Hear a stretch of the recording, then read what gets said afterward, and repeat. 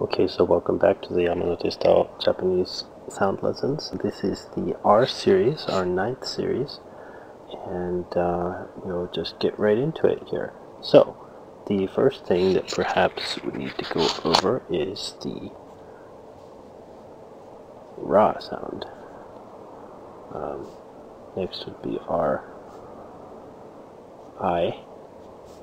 Next would be R U. R E and R O.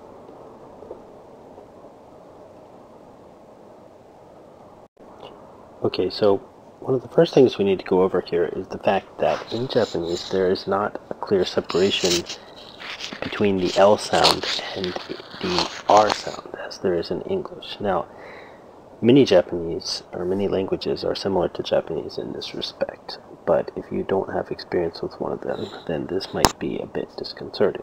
So first we'll go over things just assuming that the R here is actually an R.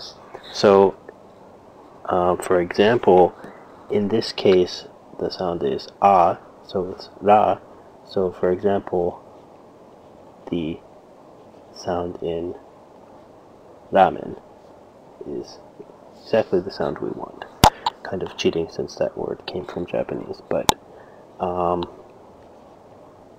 again, for a counterexample, it's not the ray sound, so it's not like as in race. The RI sound sounds like E, so it sounds like ri. So for example, for an English word that sounds similar, it would be like the ri in actually any word like republish or repave. For this example, we'll say regal.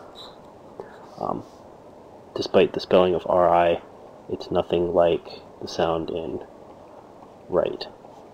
Okay, so RU sounds like ru, so to give a good example, it sounds like the U sound in rubles.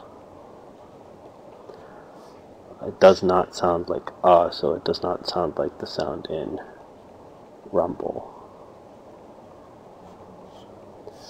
So the A sound sounds kind of like,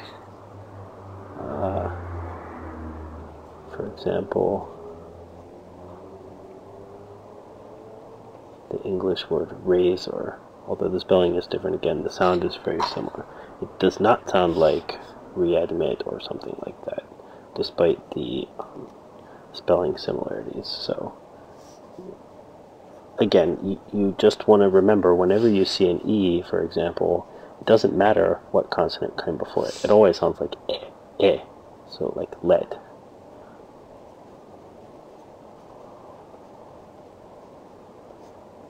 So just keep that in mind. And the O sound, good example could be like rope or maybe Rolex. I think most English words that have the RO spelling have the same sound.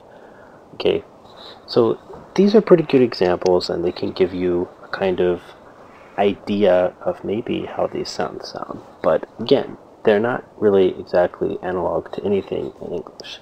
So what you really want to get through your head is in English there's an L sound and there's an R sound, right? And in Japanese, there's this Japanese R sound, and it's it's kind of between the two. So some Japanese teachers use this method. They say, hey, say out loud, say ada, and keep repeating it, ada, ada, ada, ada, ada, ada, ada, and that ra, that da, is supposed to be the Japanese R sound. If that works for you, fine. I don't think that da ever sounds like la. If you just want to think of it as being between L and R, that's fine. I think for some people that maybe are not native English speakers, the R in their language, like Spanish or Russian, may be kind of similar to the Japanese R. So you may have something like rubles, Russia, whatever it is. And the reason this comes into play, because Japanese people don't differentiate them, so it actually doesn't matter